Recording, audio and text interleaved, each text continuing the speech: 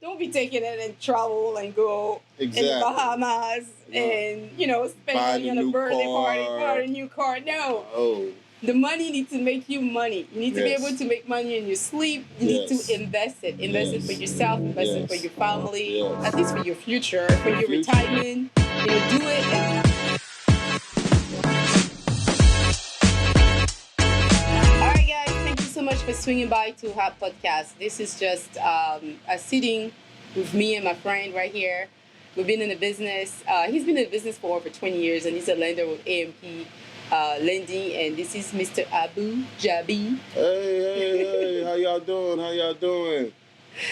And as for me, I've been in the business for over 10 years as a real estate broker. So we just want to talk about what's going on in life in general related to real estate. Real estate is not just buying and selling a house, it's everything around it, right? It's the place that, for some of us, we make money and have a livelihood because of real estate. For some, it's just where they're going to raise their children, live their life. This is also for some people, places where they do their business. This is for some others, this is legacy for their family. So real estate is in our life, everywhere. Everybody needs to live somewhere. Everybody needs to have a place they call home. They make it safe, but also they can bring them money. And then we're here to talk about everything real estate related. Yeah. I'm excited. I'm looking forward to it. We definitely have a passion for what we do when it comes to our clients.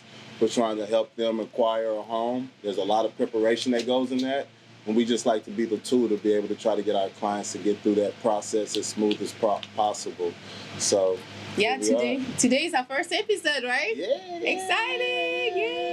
Yeah. So let's just talk about what's going on in the economy. So we have been seeing all the headlines like we're in a recession, everything is falling apart. Yeah. What's going on? Yeah. So I want to hear that from you. You're the lender. Yeah, I mean, in today's times right now, we're definitely in a recession. I would say for people that are going to be purchasing houses in this market, it's going to be people that are really looking, that have to move. It's going to be one of those things where everybody's counting their dollars because, the money isn't going to be able to be spread that far because of how tight things are right now. But when you have knowledgeable realtors and lenders in play, they can assist you with being able to try to strategize how you'll be able to get through this type of process.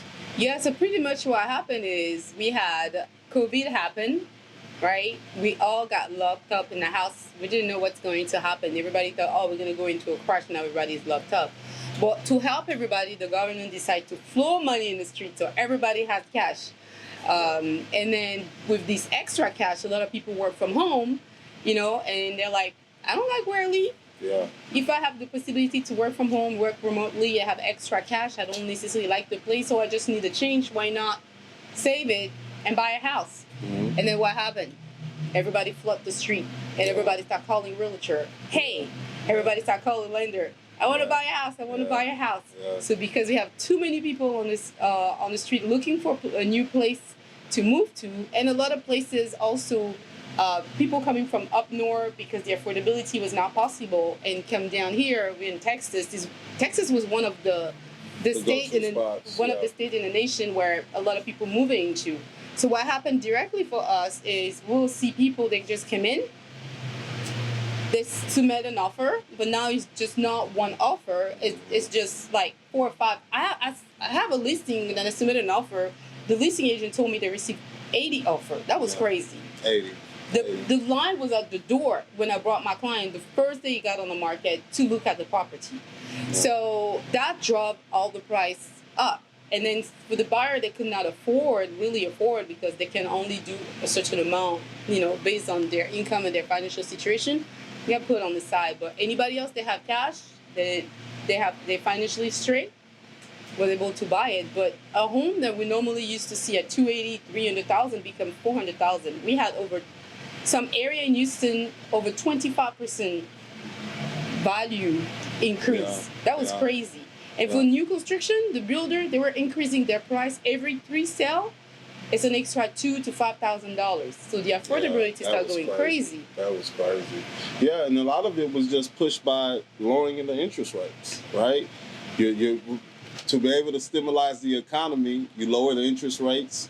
You get people that weren't even thinking about wanting to purchase houses motivated to want to buy.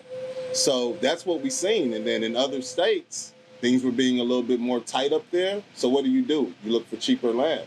So you start looking around to see, well, okay, things are getting hard here. Let's check out Texas. They got a lot of land out there. Houses are cheaper. They sell their home. They come down here. They can buy the houses cash. And then that's what created this big fight where everybody was in the melting pot. But the cash ruled. The people that were cash heavy were able to get the houses that they wanted. And the people that did it had to, settle for some things lesser than what they wanted to try to keep the thing going. And that was crazy because some buyers, for those that qualify for FHA loan or VA loan, poor guys, Yeah. So the cash were beating all the conventional buyers. Yeah. And then the conventional buyers were beating all the FHA and VA because they have a little bit more tight requirement. So that was just bad for some of my buyers. Like some of them, it took me 4 months, 5 months to finally get them in the house, Yeah. And then that was just crazy. So so to calm everything down, the Fed decided to increase the rate, right? The gas went up. I could not believe I was paying, I'm still are, over $120 to fill out my tank. To fill it up one time. That's crazy. And that's just one time. You, a week? Yeah. A week to fill it up. You fill it up Monday. No, because I'm driving for living, so I fill my tank about twice a week.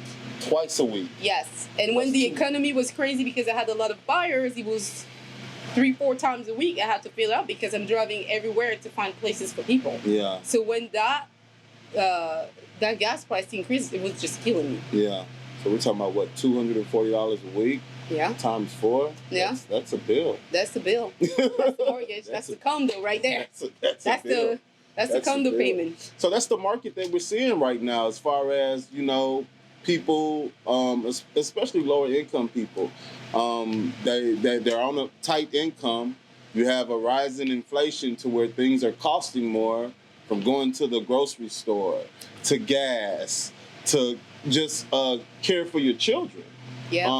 All these things are affecting them, but you're still getting paid the same money. Exactly. You know what I mean? So everybody's put in this tight box to where house prices are going up. So a house that you would be able to afford for $250, now those prices are going up to, let's say, $320. Now you're not able to afford those houses. And then the houses that were $250, there's no more inventory for them. So it's really a tight spot to be in right now when you're talking about real estate. But where there's a will, there's a way. We'll be able to get out of it. So now, where things are going with the Fed and the rate and everything? Yeah. So right now, for a medium rate, you're looking at about 5.5 on a FHA standpoint, depending upon your score. Next week, they're going to see if they're going to be raising the interest rate again. They're talking about doing it by 75 basis points next week. I'm thinking with them lowering the gas, that they're not going to tap into the rates that much. I think the economy's stabilizing a little bit, but we'll see. We'll see. But we have to say the truth regarding real estate and housing in general. True, the interest rate went down, and there were some of the lowest that America have seen, I believe. I took advantage of it. He did my loan. So my interest rate is in the 2s, and I'm very happy about it.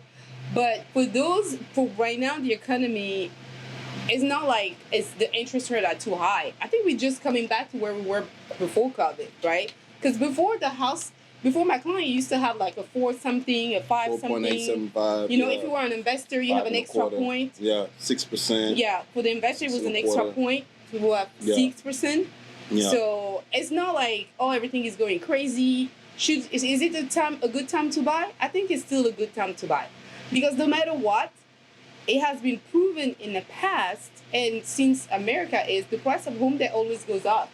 Yeah. It may slow down a little bit, but it always, when I look at the chart, it always makes like, right? Yeah. If you Google it, if you reach out the National Association of Realtor or other financial places, they will show you the chart is always like this, go up, never go down. Yeah. So even when the market crashed. So if you buy a house today, you lock in You lock in the benefit of owning a place, and then you're gonna keep, this is your fight against inflation. Yeah. Because if you bought the house at 400,000 in a specific neighborhood, and then 3 years later, whatever's going on with the economy, the value of the home will keep increasing, because the value of home increase between 3 to 7% in average in general, depending which side of the town you are.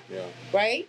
So if let's go with very conservative, the increase is just barely 3% every year, even if the whatever's going on in the economy, you'll still make money and build equity on your property. Most definitely. So the interest rate at 6%, 5%, 7%, 20%, I'm exaggerating 20%, but I'm just talking. But 3%, the value of your home will keep going up. As long as you stay in that house for at least 5 to 10 years, you will see that difference. So that's your fight against inflation.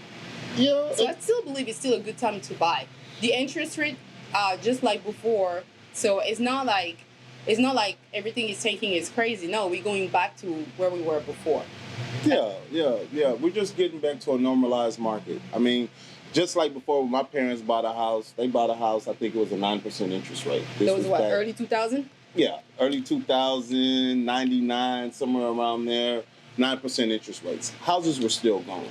Houses were cheaper back then, right? So typically when you have cheaper houses, you have higher interest rates.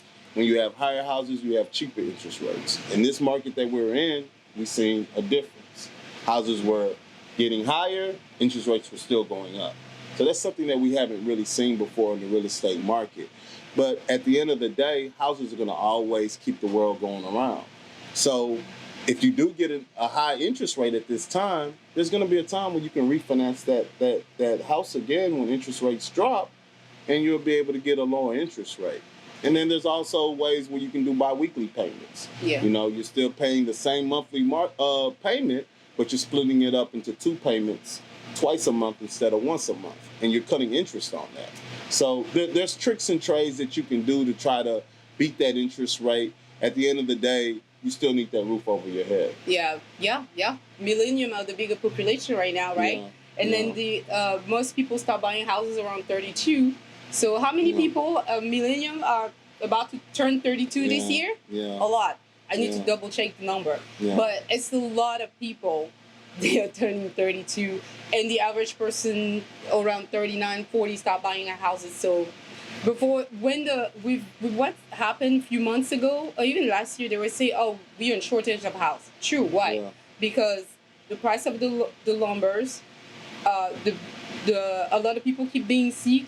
The builder cannot keep up with the demand, and we have the shortage of home. And I feel like we still cannot have a shortage of home in a certain price point, especially the lowest one. Anything 250 and below, they're always, it's hard to get. It's hard to get to still get something. But you will always we'll keep making babies. And then people will still buy houses. Definitely. Look at me, I have 4 of them. 4 more people to put on that house, right? No, most definitely. But at the end of the day, it's smarter and better investments for you to buy than to rent, right? So when you're renting, look, I mean, rent has skyrocketed now. You're looking at people paying $1,600 for a 2-bedroom, 2-bath apartment. You know, when you can be spending that money on a home, even if you just stay there 2-3 years, your equity goes up. If you wanted to sell that home, at least you walk away with something. Versus you renting and you're spending that money monthly, and that money's just going out the window. And then if you own a home right now and you do have a lot of equity because the value of home went up, that's also a good time for you to pull cash out and invest into another business. Let's say you pull the cash out and you go and I don't know if you always wanted to have a hair salon or create a car company or if you want to buy more real estate, if you want to buy investment properties. We have a product here at A&P Lending when it comes to investment properties where you can purchase a property, we can give you future rent income, we can give you 75% of that up front and help you acquire that property. So the money that you're getting from pulling out cash from equity of your property, and then we'll also give you a credit for whatever we see as future rental analysis on that property. We can use 75% of that and give you credit to acquire it too. So that could be an investment as well. If you're taking this money from your home, use it for something. Yeah. Don't be taking it and travel and go Exactly. in the Bahamas and, you know, spend Buy money the on a new birthday party, car. buy a new car. No. Oh. The money needs to make you money. You need to be Yes. able to make money in your sleep. You Yes. need to invest it. Invest it for Yes. yourself, invest it for Yes. your family, Yes. at least for your future, for Your your future. retirement. You know, do it and take it, because when you pull equity, it's extra debt that you because you have to pay back in some way, right? They're giving you money, you have to pay back. So if you have to pay back, let's try to use this money and use it to make more money. To help you make more money. Exactly. Yeah. So pretty much, is it a good time to buy?